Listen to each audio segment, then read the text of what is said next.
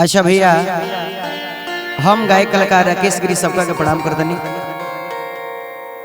और वो सबके बीच में देवों में देव महादेव जी के एगो भजन हम भेज रहल बानी। बात उस समय के बाद जवना बेरा दुल्हा बन के भगवान भोलेनाथ मैया पार्वती जी के दरवाजे पर पहुंचा दानी, वही बेरा के दृश्य बात मास्टर। तो शिवजी दुल्हा बन के चढ़ल बैल सवारी चलले, गौरा के दुआरी चलले ना।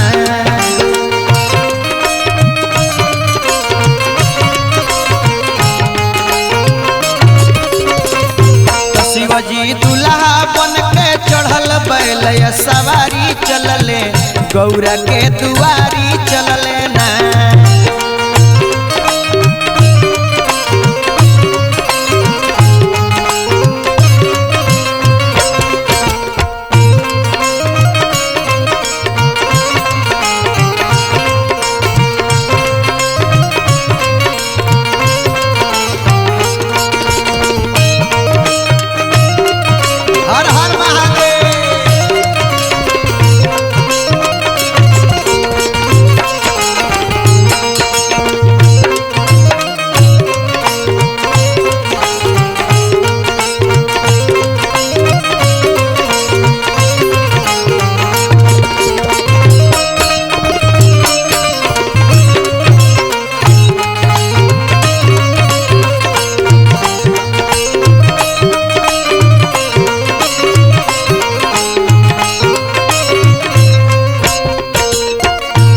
राखी बोतल दे घारे, राखी बोतल दे घारे, सपवा देहिया पर फुफकारे, सपवा देहिया पर फुफकारे।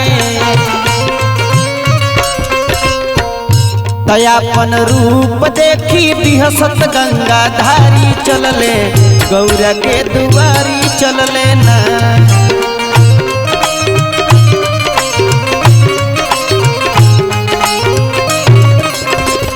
तयापन रूप देखी बिहसत गंगा धारी चलले, गौरा के दुआरी चलले ना।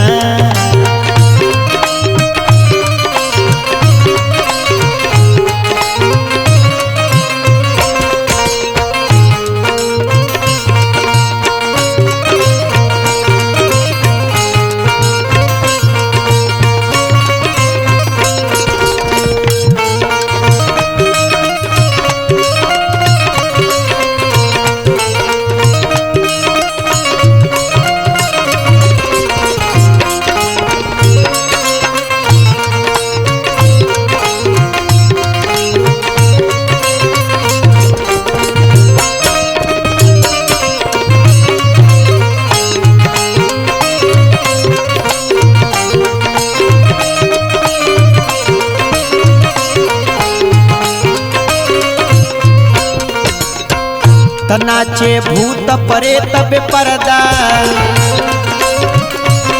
नाचे भूत प्रेत बेपरदा। तो छवलस तीनों लोक में गर्दा, छवलस तीनों लोक में गर्दा।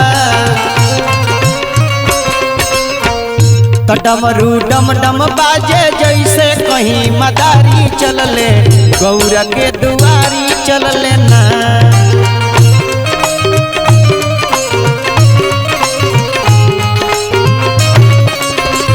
तो डमरू डम डम बाजे जैसे कहीं मदारी चलले, गौरा के दुआरी चलले ना।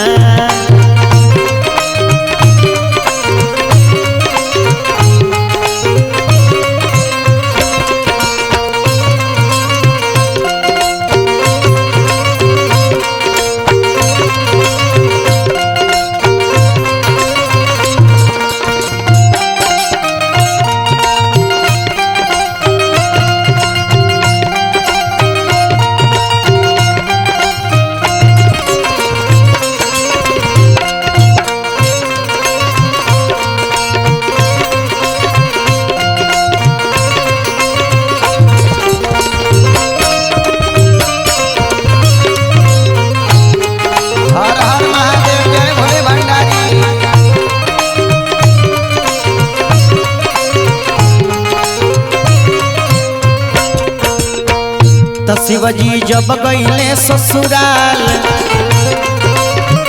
तो शिवजी जब गईले ससुराल, तो लइका भागे अपने द्वार, लइका भागे अपने द्वार। तो राकेश डर के पंडित राही नाम उचारी चलले, गौरा के दुआरी चलले ना।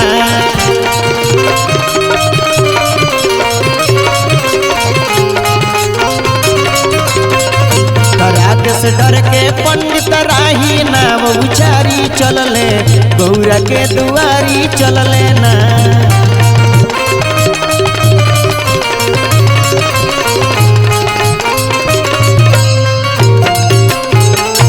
हर हर महादेव।